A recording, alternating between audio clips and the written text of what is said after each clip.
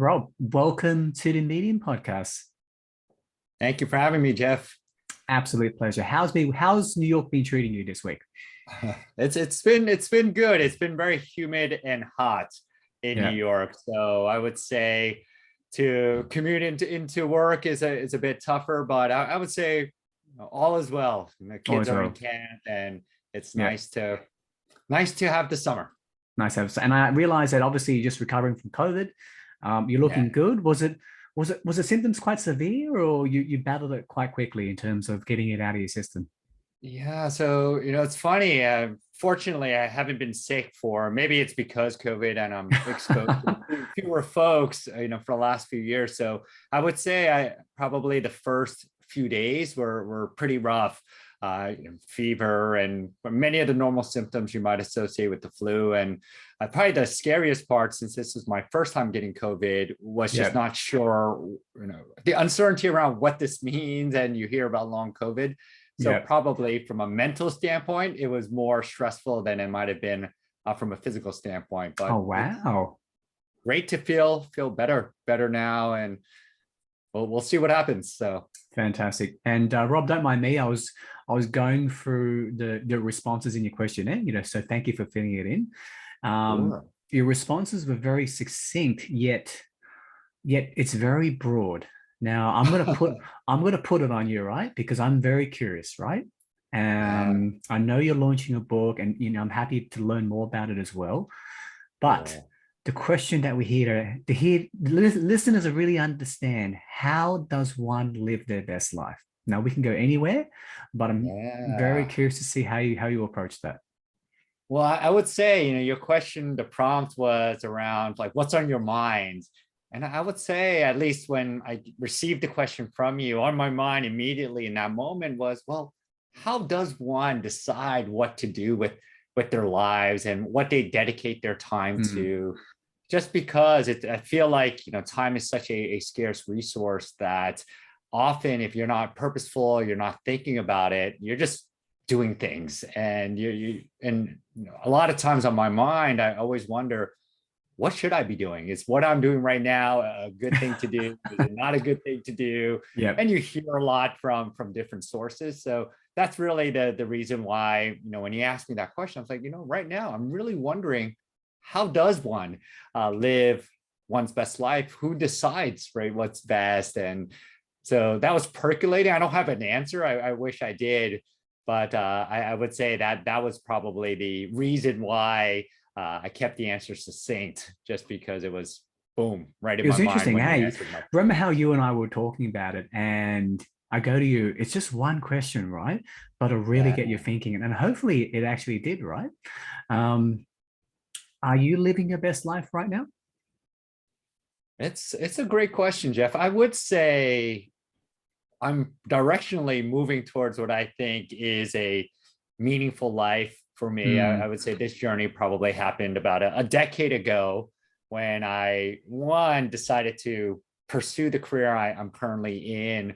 And I'm a partner at a training consultancy. And, mm, and I would say that was launched from just more self-discovery and self-awareness.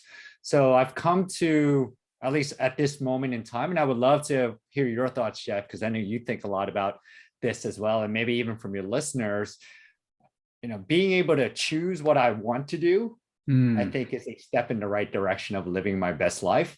At the same time, I also feel that there is an intersection between kind of what I want to do and how I should contribute, right, to the world in a broader way. And sometimes where it's a bit less clear, at least for me, is how can I contribute, right, in the best possible way? And what is it that I would like to do, but what also might be more meaningful in terms of adding value to others. So that's at least what's coming to my Mm. mind Um, at the moment. so what's your definition of best? I think a life that one element of it is choice. So this is kind of the life I want to lead, not one that I felt was influenced by something external to myself. And I think that's one part of it. And I think the other part is probably that ability to perhaps maximize my impact to society and not really knowing what that might mean. And I think both hinges on self-awareness and self-discovery. So I am of the belief that the more you learn about yourself through everything you do, that's an input for perhaps refining what best looks like. And I have to. It's interesting, hey, how when you sort of dig deeper into the, I'm not sort of, I'm just curious to see, if you take that sentence apart of, Yeah. how does one help one live their best life? Like, what is best is an interesting sort of question, isn't it? I think so. I think you hit the nail on the head in terms of that definition, right? One, assuming that there's a best. And then two, I feel like there's a time element to it in terms of best right now, according to whom. And I think whom should be me, right? Or whoever is, evaluating their own lives. I don't know if anyone else could really define best for you. I think the challenge is defining best for yourself. And I don't know how to do that, right? Maybe I am living my best life. Maybe I'm not. But I think part of being able to answer this question might be the question you just asked, is really figuring out what is best and how are you coming to that answer, right? Is it best because of your own definition or best because you think that's what other people might perceive it as, right? Their perception? Yeah. So it's interesting. I wish I had an answer, but I think I'm living a better life today than I was probably last week and a decade ago, for sure. So I do feel I'm moving in the right direction. But whether I'm there or not, I think my challenge is perhaps being unclear about that definition of best. So, and even whether that should be the way to look at how to live one's life. Yeah, I think what's the beauty of this sort of what I'm doing is that I do talk to a lot of people, and inevitably what I find fascinating is that towards the end of the conversation, people really do think about, they do question, why am I sort of doing this, right? And if you don't mind sharing, Rob, what happened 10 years ago? Like, was there a catalyst that meant you had a fork in the road, for example, and you were meant to choose? Or if you don't mind sharing? Yeah. Of course, yeah. So I would say, when I graduated university, the first job out of school, I was an equities trader, and everyone was moving towards finance. That's what people was doing, when I graduated. So I did that, and then after that, I moved to China to work in a manufacturing company in a more of a business management role. And I would say the fork in the road, and this is probably more than a decade now. I always say a decade because it's easy to say. Oh, okay, but easy. I came back to the US and I had this, whether it's a fortunate or unfortunate opportunity to figure out what I wanted to do, because manufacturing wasn't big in the US, and I knew I didn't want to be in that industry. So I stumbled upon a book on how do you find your passion in life. And all the biographies I read of people who've accomplished big things, they all say like you should follow your passion, you should know kind of what that is. And I had like no clue in terms of how to think about that, what that means. It seemed like pie in the sky. But then the book that I read, and I read two books. The first book is Pathfinder by Nicholas Lohr, I believe. And the entire premise of the book is you should look at yourself to decide what you should do. And when I reflected on that, pretty much all of my decisions before that was based on external things, right? What gave you status? What was everyone else doing? What were my parents telling me not to do? Right? Because you're young, right? You wouldn't really know how to sort of critically analyze, so to speak. So you would look around you for the inspiration in a way, wouldn't you? Yeah.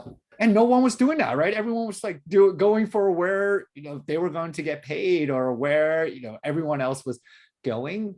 So in some ways, when I read that, I was quite skeptical. Because I said, well, if everyone did that, then why did no one else tell me this, right? Early on, why did my guidance counselor tell me this?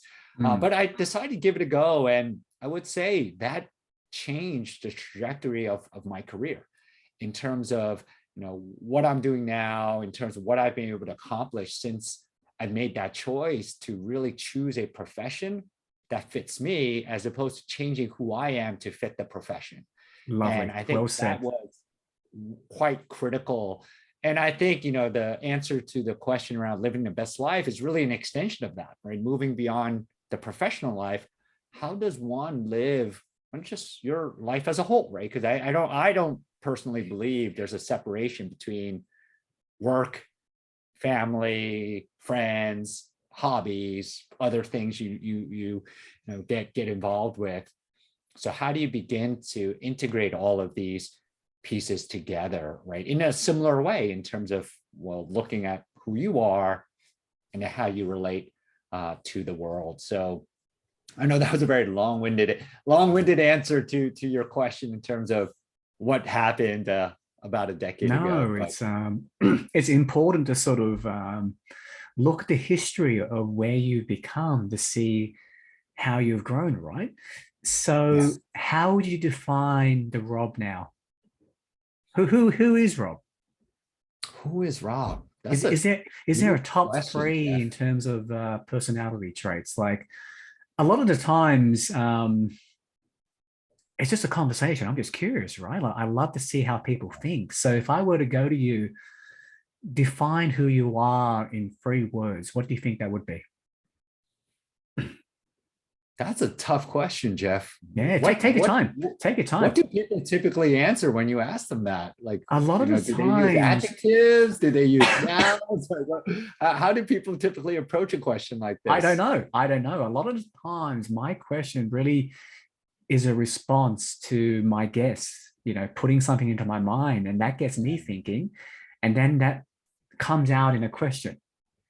Yeah. Yeah. Well, Think Jeff, about I it. would say to make it fair, I'm going to throw that question back to you in terms of who is Jeff. And I think I'm going to think about that right now. 3 words. If Okay, I had to say, tell you what. who am I? Think about it first, right? We can always come back. Yeah, I'll think about it too to keep it fair. it's Okay, profound. I'll think about 3 words too. You think about 3 words. Yeah, And we'll circle back. How's that sound? Because that's I didn't mean perfect. for it to be a deep question, but it just came to me when you were talking Yeah, about, defining I love yourself, it. who you are, how you sort of change in the past, 10 or so years. Let's come back to it, right? You mentioned contribution. Um, you Well, know, Jeff, I'll tell you right now, right when you said that, 3 words came to mind, and oh, there were brilliant. 3 nouns. Okay, And I would say, and I'm going to throw it out there. Maybe I'll have 3 other words at the end of the do it. Let's podcast. do it. I'll say, really, what came to mind is father, learner, teacher. I think those 3 things Father, came learner, to mind. teacher. I'm trying to think if my wife is going to be upset that I didn't Just say say husband. yes. But father, learner, teacher. That, at least that's what Father, came to my mind in terms father, of learner, who I teacher. am. Yeah. And I think So, teacher is very reflective in your career. Correct me if I'm mhm. wrong. Learner, I can sort of hear from how you sort of view life, the Pathfinder book. You mentioned another book that you're always sort of on that journey. I think everyone is always learning, aren't we? And Yes. um, and I think being a dad is very special, isn't it? Yeah. Well, I'll tell you, when I reflect on it, being a dad, you're actually both learner and teacher constantly, right? I learned so much from my kids in terms Hmm. of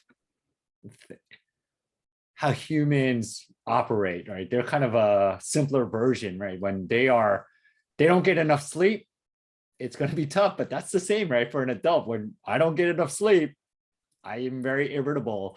And Hmm. I also learned that they're very different. I have 2 boys and I can't treat them the same way, even though in my mind, I was like, well, I'm doing the same thing. I'm being quote unquote fair, but they react very differently. So I think that Hmm. lesson around treating them as individuals, I'm constantly learning. So anyway, I don't want to digress, No, but no. that It's came to okay. mind. It's like I said Yeah. to you, it's very much a conversation. Like I said, the feel I'm trying to get is that you and I are just having a conversation, and it Well, just so thank you. happens that it's just being recorded. Yeah. Okay. Perfect. I love it. And so fatherhood, learner, teacher. Um, I was going to say if there's a ranking, but I think getting back to your previous point, life is all about integrating them all so it becomes natural in who you are. Yeah. Um, what I realize is that when I speak to quite a few people here is that there's this legacy aspect to it. Um, is the need for you to contribute part of that? Or I'm just curious to see the driver as to why do you want to contribute? I will tell you, I think, and I don't know if it was in the Pathfinder book, but Hmm. amongst many of the different books I've read, one of, I think, the most important exercises that I did was really figuring out for myself what I think my life's mission is. Like, why am I here, right, in this world? And I've come upon the mission of helping people kind of reach their potential. I think about everything that I do, right? It's helping, the different groups I work with, whether it's in the Pan Asian community, whether it's in the business, right, executive community, in the work that I do. It's like they have potential that for whatever reason is either blocked or maybe not being realized, and being able to help them through that. So Mm, I feel it's probably less of a legacy in terms of what remains and more of completing what I believe is my mission in life. Like, while I'm still breathing, this is what I should be doing, right? Like, why I've been put mm. on this earth with maybe the natural kind of inclinations that I have and the talents that I have is to be able to help, right, others to Realize their accelerate, potential right? Yeah, realize their potential. and So to live their best life, like you said, in a way. exactly. Yeah. And maybe that's where it comes from. It's like I seek to live my best life because I feel like that's also the path for me to be able to help others potentially think through that and Mm. reach that for themselves. I think, when you were asking me some of the questions up front, I do wonder if should that even be a goal, right? Or, that's my goal, right? To live best life, I don't know. I'm just curious to see. right? It's one of these Yeah. things where I think people should make a choice, right? And again, maybe the choice is in how to define best, but I do think often we are often following someone else's path, right? Mm. And I think when we're maybe unhappy or dissatisfied, it's usually because whatever we thought we would get following someone else's dream is not panning out. So I think that for me is an indicator. And I do feel right now I'm living a life that I enjoyed. I think it's in line with what I'm doing. But I wonder if that could be a place where your listeners might think about for themselves. Because I think about pre that fork in the road, there was a lot of, I have to put up with this, or I'm just doing this because it's Just a has to be job. done. Yeah. Yeah, it has to be done. Whereas now I do feel I'm more grateful that I'm able to do a job that I'm trying It to puts a think if smile it's on your face. controversial to say that people, I would be happy to probably do for free. Wow. Just That's that. powerful. It's pretty powerful, isn't it? Yeah. And Well, you, it's not dissimilar to what you're doing, Jeff, right? You've created this forum mm, to, I think, bring more authenticity in the way people communicate. And I think you've created brilliant. an outlet, right, to It's have brilliant. very honest conversations. And Thank you for recognizing that.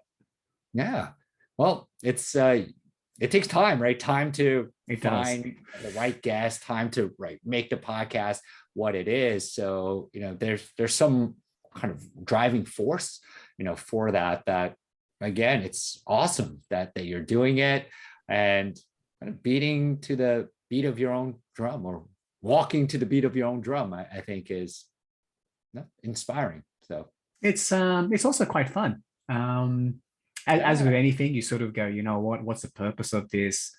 Why am I sort of doing it, right? And a realization came to me probably last week because I was just sort of racking my brain out as to, what's next, what do I do, how do I plan ahead? Are we going to get a multi-million-dollar valuation? Are we going to IPO? yeah, How do I make money? Da da da da da. Right? And that's then I right. and then I had some conversations with some good friends, and the message really was, just let it be. You Yeah. can't control it. I'll keep doing what I need to do. It's very much, in a selfish way, it's enjoyment for me, Mhm. and Yeah. I get the lovely opportunity to pick someone's brain in a way, and I Yeah. get to learn, Yeah. and I get to learn from them. Um, I just had a thought, and I wanted to share with you, Rob. You Please. you mentioned Pan American. Is that more the local community in a sense of helping out as opposed to the corporate side? Is that correct? Or Well, it is, at least in the US, one of the challenges facing Asian Americans, the Pan Asian American community, is that in the business, right? Actually, it's actually across all sectors. We're very well represented, Mm, right, in the entry level roles, where we go to good schools, we get to a mid level, but there is a severe drop off when we look at the C-suite, right, in mm, businesses. If we look at the kind of presidency of like academic institutions, when we look at even dean, right, the dean's office, when we look at in politics, right, we often are okay to get to a mid level, but we actually have a really big issue in terms of representation at the top. And got it. often, because of the model minority myth, it doesn't, it's not perceived as a problem. It doesn't seem like the Pan Asian community has an issue. So a lot of the resources, a lot of the advocacy, right, goes to different groups. And some of the work we do is really to highlight that fact in terms of the underrepresentation at the highest levels, and like what can we do, right, as a community, both as a network, but also as individuals, to positively impact that, right? And we have to look at ourselves, like what are we doing that may prevent us or slow us down to reach kind of some of these highest levels, and then what are some of the systemic bias pieces that we want to advocate Mm, against, right, to affect change. And there's a lot of that happening in the US. I don't know what it's like in Australia, right, but that's the type of work that I'm involved with, at least on the service side. interesting. I know obviously systemic is somewhat can be sort of out of control. Initially, you mentioned sort of blockers that prohibit people from realizing their potential. Um, do you Yeah. have you sort of uncovered what those common blockers are? Yeah. Well, I would say it might be knowledge, it might be skills, it might be self-awareness. Mm, And I'll give some very clear examples. I would say in corporate, right, there's often, a blocker. And this is one of the reasons why I wrote the book that launched earlier, this year, right? Selling Your Expertise is a natural blocker for really smart people who are technically gifted. They have a challenge moving from doing the work to being able to get other people to either buy the work, right? Whether, in services, they have to sell their services to someone to buy, or even internally to get someone to buy their idea, right? Because you might have the best idea, but if no one's bought into it, it never comes to life. mm, But yet their focus isn't on being able to sell those ideas. Their focus is on being able to execute on those ideas.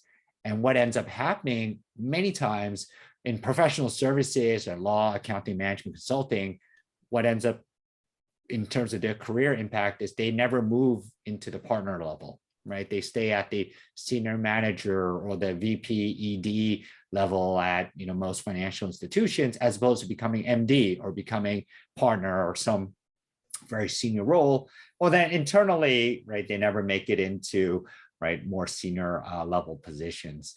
So I would say that would be one very clear example of a skill blocker, right? Not mm. understanding how the value of your work changes as you move up, right, in an organization, that it's less Interesting. about execution and a lot more about influence, right? Because at the most senior levels, you have different leaders fighting for limited resources. So your inability to get those resources will impact your ability to get things done.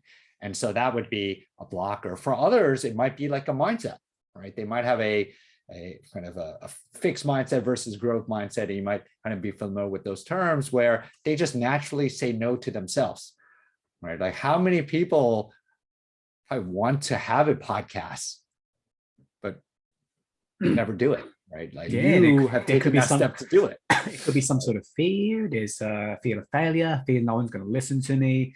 That's right. I have a fear of how do I even put it together. Yeah, right. I Um, don't have a niche, or I don't have an audience, or I don't know how to do this, right? And all those are blockers because you have some interest in doing that, right? Like there's something telling you to do a podcast or to write a book or to pursue maybe a different career. mm, But why aren't you doing it? Because there's something telling, like kind of a feeling, right, that you should do it. And maybe that's the way to live your best life, is to be able to bring to life the thing wherever it's coming from. Like I don't know where it comes from, but like you're inspired to do something, and being able to actually do it, I feel is an important component. I don't know if that's the end all be all, mm, but just kind of talking through it. Yeah, I feel like, things just come up. And I think the people who are more filled are those who actually do those things versus those who it comes and then they always stop themselves from doing it, or wish they did it, or regretted that they didn't do it. And they kind of have that as like a focal point potentially. mm. I think sometimes I think you raise a good point about self-awareness. Um, it seems it's very much someone needing to look at themselves in the mirror and giving themselves a critique. But when someone looks himself in the mirror, who's going to go to you? Who's going to go to themselves looking in the mirror? You know what? Jeff, you're terrible at this. You need to do that. Yeah. But that's a big step to look at yourself in the mirror and go, you know what? It's not working, Jeff. You need to do something else. Yeah. Well, But I don't even know if it's a critique as much as it might be accepting who you are. I think well sometimes we put, don't well put. like accept who we are. So we always wish like we were different.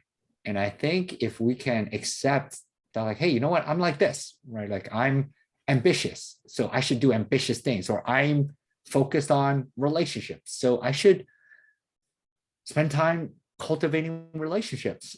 I think sometimes we always, or at least always might be a strong word, but at least I find Mm, for myself, if I'm not careful, I focus on like what things should be, as opposed to seeing kind of things as they are, whether it's myself, whether it's a situation I'm in.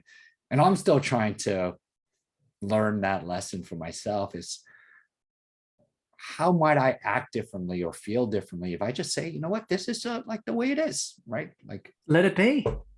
let it be, let it be. That's it. That's right. Let it be. So, Yeah. so I should How be to writing this down. I'm glad you're recording this. I'm going to I know, rewatch I know. this because I feel like, It was funny, I think a lot of the times, when I do get a guest on board, right? So he or she might fill in the questionnaire. I give them a call, I go, hey, like I can do this and this and date. This is when you can record it, right? And we get into a bit of a conversation mhm. pre podcast, just to sort of provide a bit of grounding. You probably realize, Rob, that I pretty much go with the flow. Yeah, yeah, I just ask a bit of questions. I don't overthink it because that's, I think, how it should be sometimes, right? yeah, We had a bit of a joke one time when I was talking to someone, and we're going to be recording it later on today in my afternoon. And we had a joke around how the fact that we overcomplicate things. yeah. We overthink Me too. things. And Yes. then I said to myself, why is that? Is it the pressure of succeeding according to society? Is it the need to do something in our lives? I'm not too sure yet. Um, but I think the whole let it be is very important. Yeah, I think you're so right that it's easy to want to meet other people's expectations of, I guess, what we imagine that they would want from us, right? Or whatever it is, right? We're Mm, doing. And again, if that's what you want to do, I think that's okay. But sometimes, right, with any habit, it can end up being a default. And then all of a sudden you're running on default, right, all the time, whether or not that default is helpful to you or what you want to do or not. So maybe that's part of the value of this podcast is you take people out of their default by asking these questions that Pretty much. are simple, right? Pretty much. Simple. It's funny. So, In a twisted way, I love asking random questions to people just to sort of see how they think. My wife thinks I'm crazy, by the way. But you know, she's my closest confidant when it comes to sort of how I sort of approach things. And she always goes to me, how can you always ask these curly questions? And I said, I'm just curious to see how sort of people respond. You know, just getting back to your book. So a big part of you writing that really stems from the fact of you trying to contribute and trying to help, you know, certain people realize that potential, literally by learning how to better sell in a way, isn't it? Yeah, it is. I would say in one way, at least for me, and this might have been from one of the books that I've read. So, well, I think a blanket statement I can say is every idea I have is probably, not probably, from someplace. I've either heard it, I've seen it, I've read it. And it was around really being attuned to like your values and what kind of really pisses you off is in many ways revealing of something you feel very strongly about. Right. Because you feel like it's an injustice, right? Like it's an injustice. And I think for me, like one of those points for me is whenever I see someone where I feel like they have so much potential, but it's like for whatever reason, they're not realizing it. And often it's like within, you know, my friend group, and I was, oh, this person's so talented, or wow, they could do so much.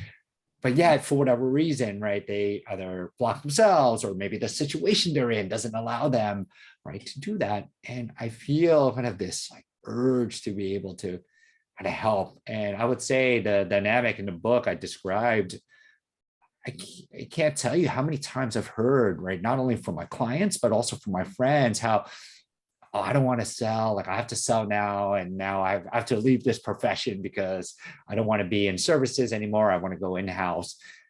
But I think they could have probably had a really meaningful career in services if they only knew what selling really meant and that they weren't kind of averse to it, right? Because I think there was a distaste for sales, maybe even within the Asian community, right? No one goes to like the best colleges to become a salesperson.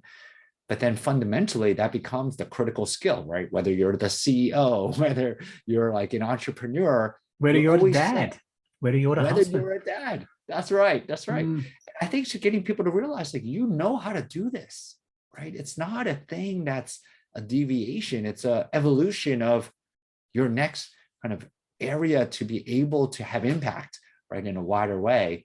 But I think because people don't see it that way, they say like, oh, I have to like make cold calls, or I need to like smooth. And then all of a sudden they, I think, miss out on what could have been a very meaningful career, maybe more meaningful than what they ended up settling for. But again, I think part of it is, you know, I don't want to make judgments about what people should want, right? This isn't like, hey, everyone should move up in their career. Exactly, right? It's more about for those who really wanted it, but then didn't believe they could. I'm hoping this book can get them to reconsider that they can. It's a skill like any other. And I feel like that's really the driver for me writing this book, because I feel that if they read it and, you know, the way it's structured really breaks down, like, why is there a distaste for sales and what is the benefit for selling? And then probably the element that I find is really hard for folks, or at least maybe they don't have as much clarity around, is actually, how do you do it? Because it's one thing to want to do it, it's another to know how. And often there's a lot of kind of nebulous guidance, especially around professional services sales, where it's business development and you're the very expert. B2B, longer sales cycle, so to speak. Yeah, longer sale, and you less transactional. So you know this well. Less transactional. Right? So, yeah, less transactional, more relational, and like there is a luck element to it. You could do all of the right things and still not get the sale. And you could fall flat on your face. Exactly. But it doesn't mean you did something wrong. It just means like it's probabilistic. Unlike the technical work where you put in X hours, you know you're going to get Y output. And You I can think that's you can the control mindset shift. that because it's in your world. There's no people involved, and if it's a technical project, it's done. But That is exactly right. when you bring on other people, you've got different agendas, different personalities, different Yeah. attributes, all coming Or at the you. economy, right? Things outside anyone's control, right? The economy, inflation, that could derail a sale easily. But again, part of it is that's part of the dynamic of that function, which is what makes it a valuable function because it's not easy, Mm. right? At some point, the technical work, unless you're doing something that's just really differentiated and unique, there are so many people who can do that, right? Because there's a clear roadmap on how to do the technical work. You just have to put in the reps to learn it.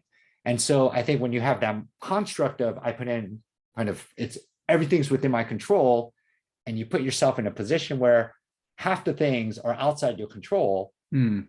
you begin to have a skewed view of your own aptitude. And I think when people realize, you know what, I am getting better at sales, they would likely stay in. But I think most people are like, oh, you know, this is, I'm not made for this. And then they stop putting in the effort that they would need to get better. And I think that applies to anything that anyone wants to learn or do, is that often we probably stop ourselves from trying because we're scared of failing.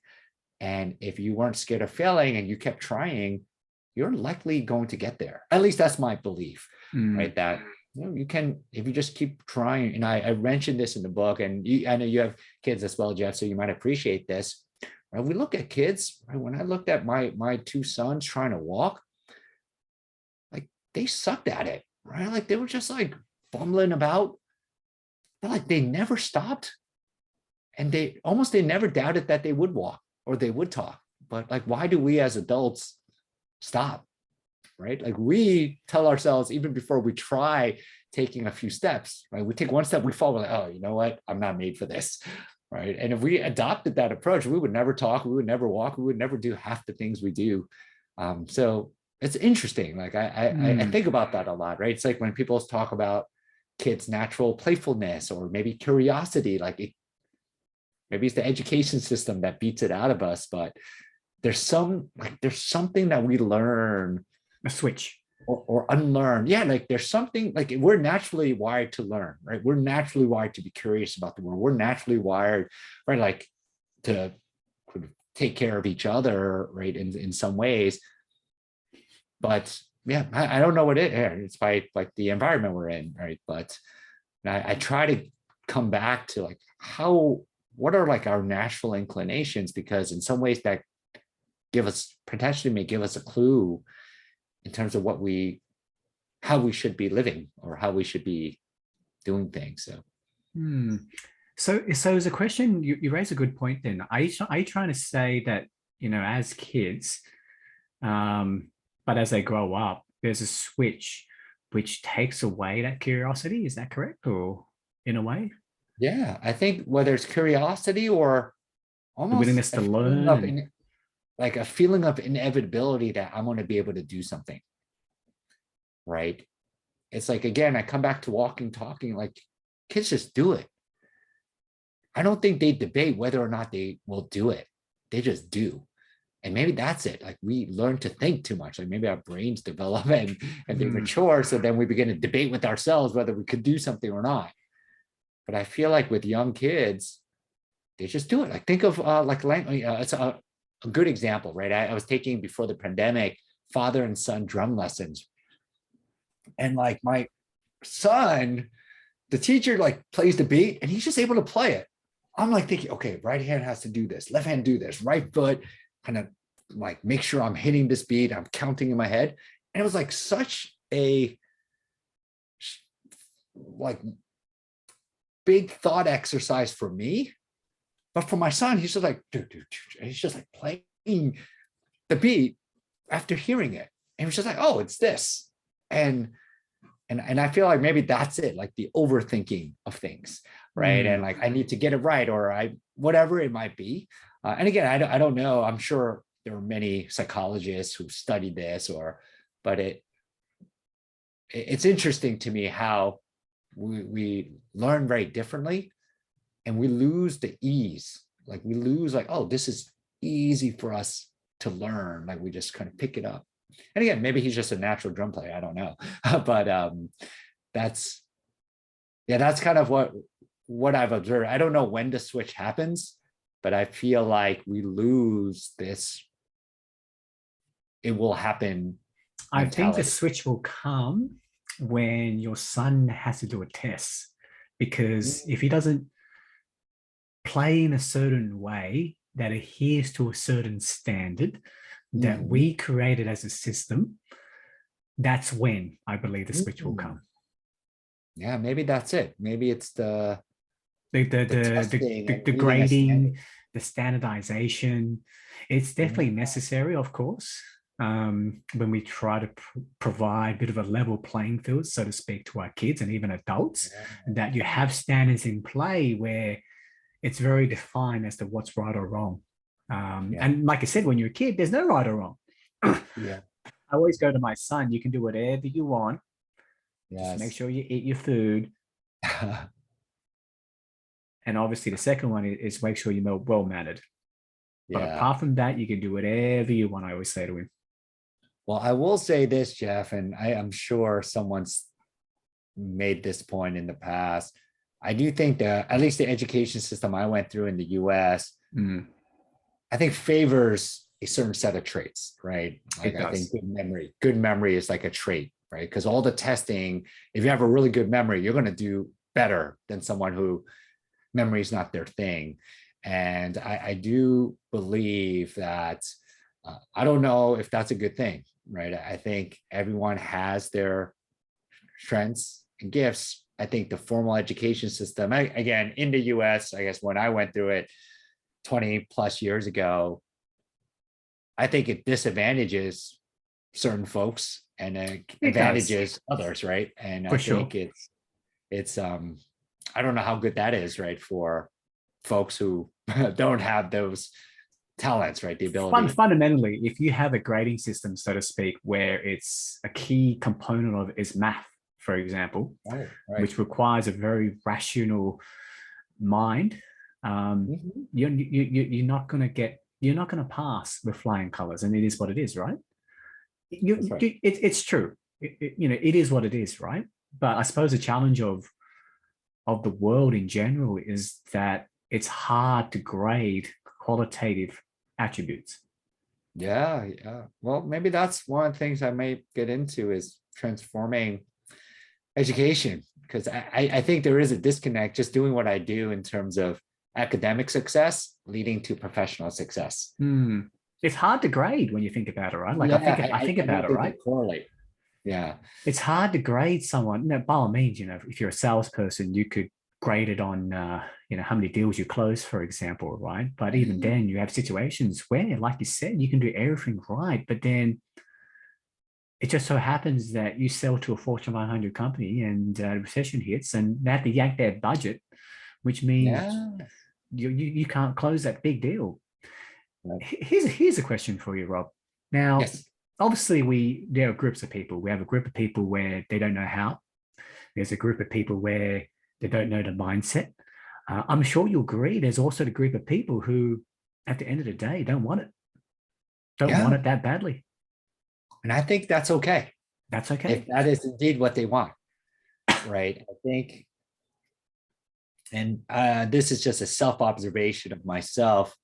I feel there are oftentimes I will be misaligned in terms of what I say I want and what I do, right? And okay. Is there an example you can share? I'm trying to think of one where like I would say, I'll think of a very real one. Like I want to, be there for my family. Yet I travel all the time for work. So I'm saying one thing, but I'm doing something different. And I think part of what I'm always trying to do now is to look for those and say, either stop saying I want to be with my family, because that's what people want to hear from me, right? Or else they'll judge me as a bad father. And just accept, you know what? I want to travel for work because I think this is like how I should live my life, right? And I think sometimes it's like, should I live my life that way? And is that what I want? Versus, do I want to spend time with my kids? Because if I want to spend time with my kids, then I should spend time with my kids. Yeah, you should. I should create that space, right? But I shouldn't say one thing and do something else. And I think, I'm trying to think, like, why did I bring this up? And I think it was like in reaction to your comment about people may not want certain things. I think that's true, as long as that's true. But I think it's easy to be misaligned to say, well, I don't want that when I might want it, right? Or to say it's an oxymoron. Yeah. And again, I don't know where I'm going with that, but at least that came to my mind about how often we will say things, and I'm only going to speak from my own personal experience, but I will say things, man. I think that's better instead of we. I will say things that sound right. I have to actually question myself in terms of, do I really mean it if my actions aren't attached? Right. That sound like that's what people would want to hear, but it's a conditioned response that a father of two should say. Exactly, right. If I have kids, I should say my family is above my career, right?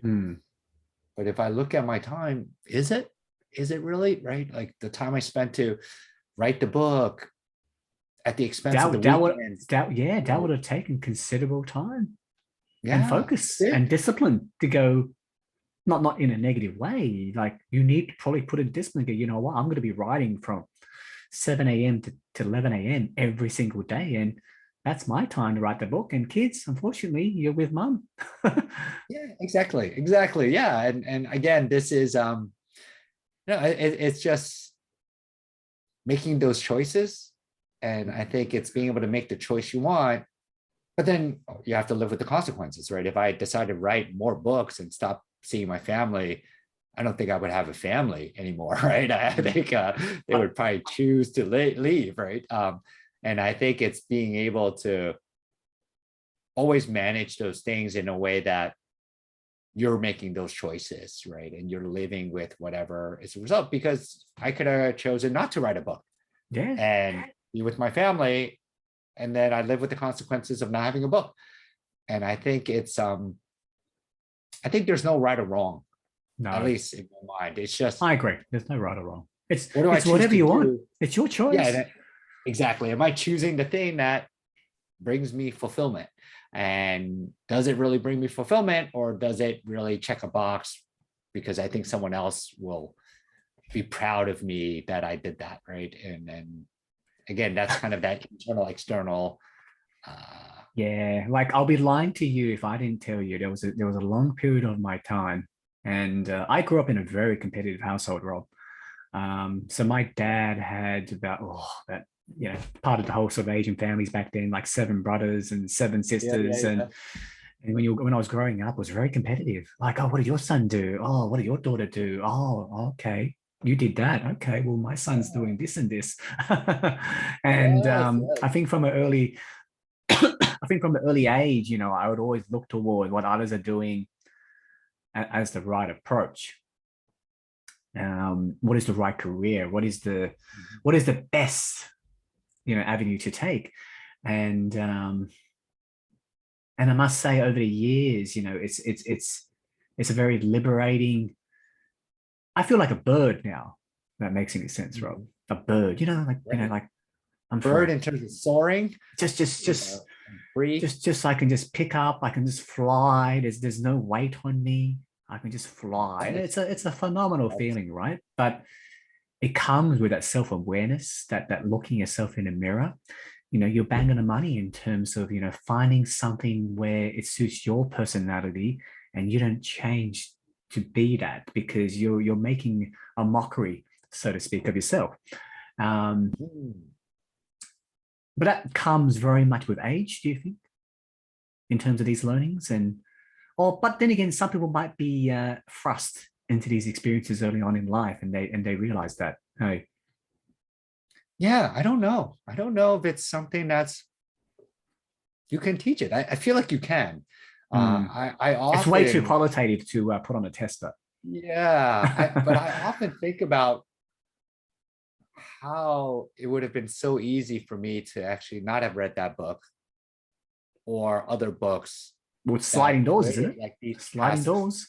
yeah, exactly, like sliding doors, and how my life might have been completely different. And in some ways, I feel like it should be, I feel like education in general, school, or whatever, middle school, high school, college, should actually be a time for self-discovery. Like everything you're doing should be giving you more data on who you are, as opposed to, at least what I put my focus on, is getting through gates, right? Like I never thought Mm, about myself at all until I read that book, right? true. And You are getting um, through gates when you're younger. yeah, all you're like thinking is, how do I get to the end of this thing? Like never do I think about, and I think some kids maybe they like are taught that, so they are, right, like really purposeful about, you know what, I'm going to pick this major because I think it's a good fit for me, and when I'm doing it, I'm going to see like what I like and what I don't like and do more of what I like. And Mm, I think that is the way, if I could go, I guess I could go back to college, I would do that, right? And I will say that had a glimpse of that when I went to grad school, because when I went to grad school, I had a much better sense of what I was trying to get out of it mm, and what it was telling me. And I was using that as a way to give me some data on myself, as opposed to just trying to get through the coursework and get the diploma. And I think that changed the experience I had, right, going through, right, getting my MBA, and what I took out of it, right? It became a more meaningful experience for me than my undergrad, which was like a blur of partying, going to classes, but not really going through classes, and like forgetting pretty much everything I've learned. Like I almost learned, I can't, I was a chemistry major and an economics major. I know the word titration. I can't tell you if I could do a titration right now. Yeah. It's So, crazy. Yeah. You know what's interesting is that you said you started out in equity trading, right? I started out in equity trading too, right? oh, But I sucked. yeah. And you remind me of a memory I had when I was in year four. Mm, And it was a memory of going to a school other than mine for a whole week. And all I ever did was art. Think okay. drawing, think building figurines, think sort of Yeah. moldering and pottery and clay. And I go, Oh, why wow. am I even here? And I was the only one in my class who got selected to go to this. And it only Yeah. dawned on me probably a year ago that because I found a slip from that Mm, period. It was actually, hey, your son, to my mum, your son has been chosen to go to this special art class for a week due to his talents in creativity. mhm. I had no idea. But here I Yeah. here I was, went to uni, typical finance accounting, Right. believing I was going to be that hotshot trader. Yeah. Clearly not the case. Yeah. You know what I Well, mean? it's so funny you bring that. Well, maybe that's a sign for you. You have to do so, and this is a creative endeavor right This here, is right? exact. This is a So, creative endeavor. I'm very thankful that this is all done by me. The post production, pre production, yes. getting guests on board. I'm thankful I can do it on my own. It's at Yeah. a stage now where it's automated. I Fantastic. can just get it done, right? And it is a creative outlet. It is. Yeah. Right. Even the way you decided, right, to keep those prompts simple and letting things go, right, the way it goes, it's part of your art, right? Your art of It's expression. it's out of So, it's who I am. I don't want to. I just want to capture you when it's you.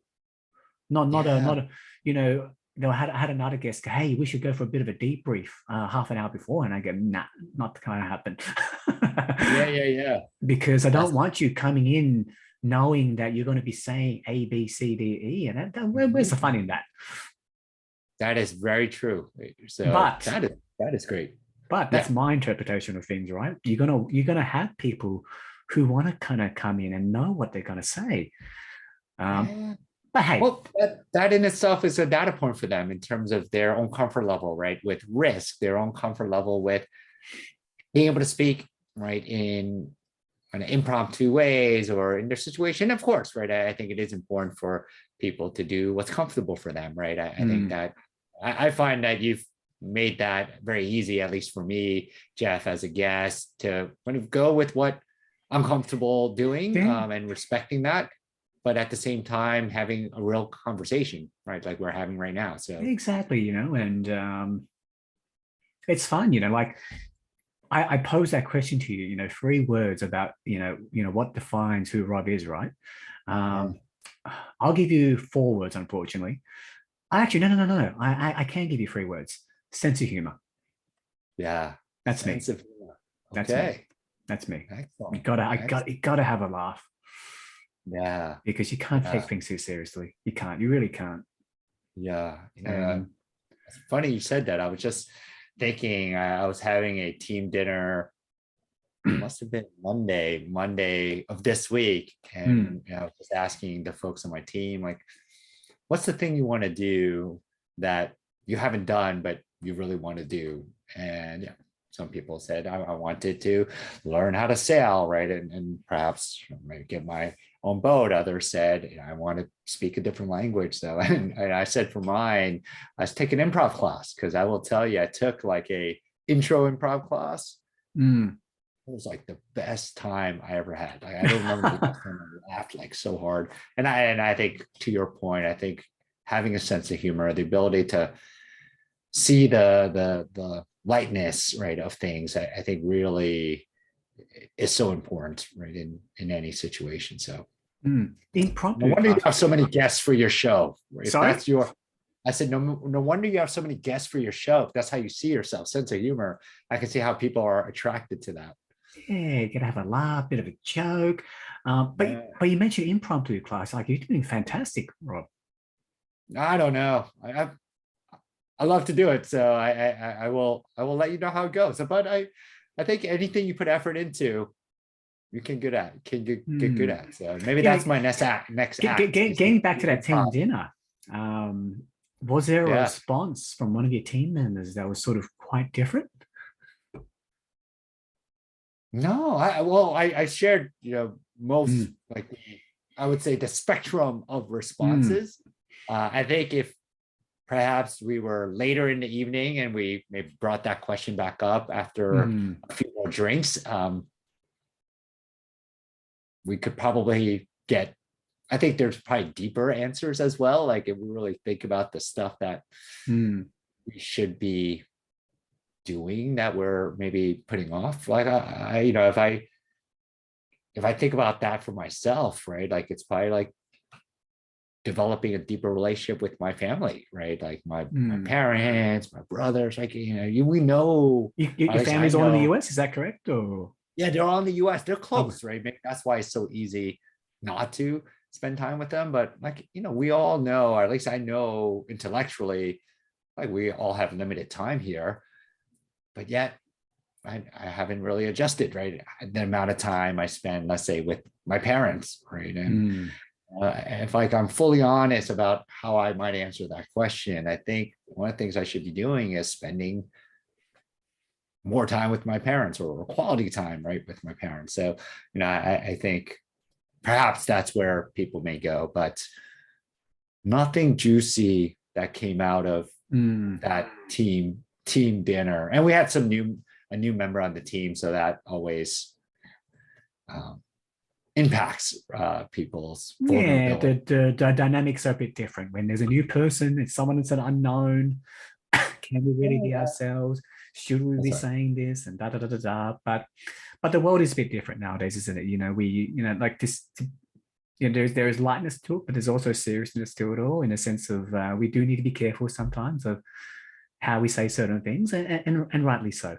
And but I think it comes back to sort of acknowledging, hey, yes, it did come out in an incorrect way. I just need to apologize. Yeah, And it ends, right? It should end. It should end that quickly. Yeah. yeah. It's again coming back to the mantra, whether it's let it be or let it go. Once it's happened, it's in the past. I was listening to a podcast yesterday, and I think the guest was Marshall Goldsmith, right? He's this, famous executive coach. And he mentioned how he studies a lot of Buddhism, and he said one thing that I thought was, just stuck with me is that, and I might be butchering it, but he was saying like every time you take another breath, it's as if it's a new you. Like whatever happened in the last breath, like that's gone. And so how do you approach, right, your life in a way where like, it's kind of reset every time you breathe, right? Like, hey, maybe I screwed up. Reset. You take a breath and it's a different you. It's a new you. Maybe you still have to deal with the consequences of what happened in the last breath, but to get hung up on it, like wishing you didn't take that, do that thing, it becomes a focus on something that doesn't really change, right? So how do you bring it to the present moment? So that stuck with me, that in many ways it is true, right? Like you can, what just happened is like gone, and how do we focus on what's happening right now? Because it, I speak for myself, sometimes someone will say something, you get into a funk and you spend like hours mulling over something that's like in the past and doesn't make you feel better, but doesn't change a thing. And how much time am I wasting doing that constantly? So, but I think it's one of those things where it's an experience thing. Like you need to go through the pain of laboring on about something before you realize that, hey, you know what? Like I just wasted a week thinking about this, and I sort of asked myself with my son and daughter, what is the best way to teach certain things? And I think the best way is for me to get the hell out of the way, let them go through it, and just be there for them. And it's their choice whether they want my help or not, and to never impose my presence over them. That's how I sort of seeing this. Yeah, I would say, I think you're right on, Jeff, in terms of like they're not us, right? Like our kids are not us. So whatever worked for us likely won't work for them, right? Correct. And it is, I think it's so astute that you are recognizing that and being able to resist the urge to put your handprints right on people that you care a lot about, right? I think we probably love our kids more than anything else, and it's hard not to, but it's also not helpful to put our handprints, right? And so it's I've gone for a bit of a wild adventure, I must say, for the past 15 years, but I wouldn't be the person I am right now without that sort of wild roller coaster adventure. I'm sure Wendy can share a bit more, obviously, because I think the cafe might kick us out because we actually been going on a conversation for over an hour now, Rob. Oh wow, okay, got it. Kick me out whenever you need to. So but let's mix it up a bit, right? And like I said, I don't overthink things. Have a bit of a yarn, crack a bit of a joke. Let's remove who you are. Okay. Let's take away the preconceived notions. Let's take away the book. Let's take away your role as a partner. Let's take away your roles as a husband, as a father, as a colleague, as a leader, and so forth, right? Yes. Paint me a picture, Rob, of where you're going to be in 30 years' time. Now, when you do paint this picture for me, right, feel free to be very vivid about where you are. Where I am.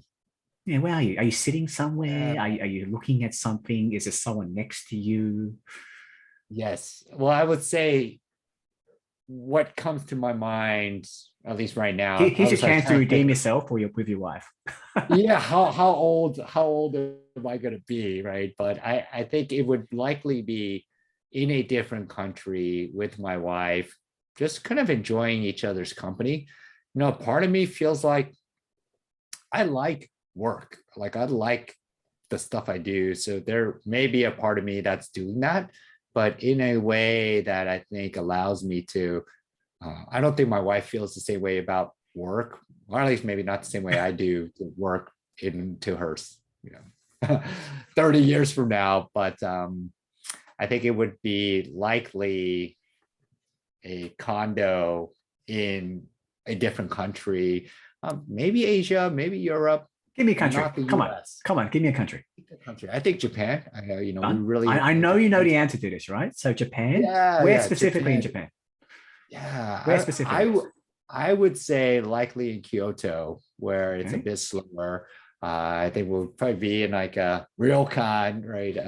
Where, and that's for those who are not familiar, it's kind of like a Japanese style, like hotel, but it would probably be a long stay apartment. And I think we'll just be enjoying, the day, and maybe I'll be doing like, some light work here and there, but I think being able to just have experiences together. I think What's out that's the window when you look outside the ryokan? besides the I'm sorry, what is that called? It's like the kind of the golden Oh, the golden. Kinkakuji, the Oh, golden temple. It's like kind of a yes, yes, yes. Kyoto. I don't even know if they have hotels around there, but it would be nature for sure. With nature. Like So you're in a, trees and quiet. Not Tokyo. It wouldn't be like a Tokyo cityscape. It would be quite, I think, serene and relaxing. Like we don't need to do anything. And I would love to be able to have like a really deep relationship with my kids and likely my grandkids by then as well. So, and hopefully they'll be able to join us. But immediately, I think it would be me and my wife Amy. So lovely, Rob. Thank you. How about for you, Jeff? I would love to know, me. 30 years from now, where are you going to be? Like, what do Wow, you I probably set this response probably.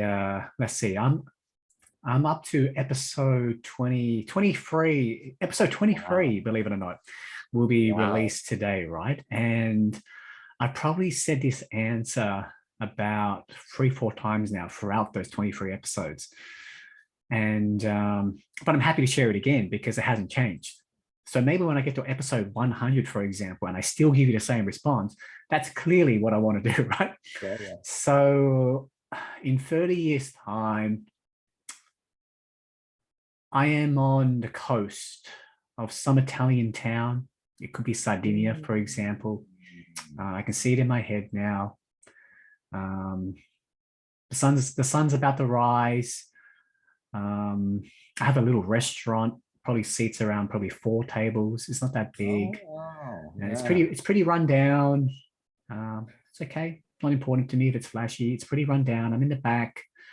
I've just come back from the markets. I picked up some local produce. I got some fresh fish in the morning, and I'm just standing there in the kitchen. My wife's still asleep. Sun's about to rise, and I'm thinking to myself, what do I cook for today? Because in this restaurant, Rob, there's no menu. Yeah. You basically eat whatever I feel like it. Feel like cooking, right? Wow. Well, sorry. Go for it, Jeff. And yeah, I'm just thinking to myself, what do I eat? What do I sort of cook for people? There's a whiteboard or some chalkboard right next to me, and I'm thinking, I've got a piece of chalk on my right hand, and I'm thinking about what I'm going to write. I look around and see the produce, and I find it a bit of a challenging. It's fun to just go out into the market, see and just make something out of nothing, right? And that's something that I enjoy. I have this massive brick next to me, right? It's actually a mobile phone. Wow. And the screen is probably the size of my finger. And the reason why I have this phone, because the kids got to call me, right? Yeah. I go, if you want to call me, you got to call me, right? There's no messaging, there's no apps, there's no big screen, there's no news. I'm shut off from the news.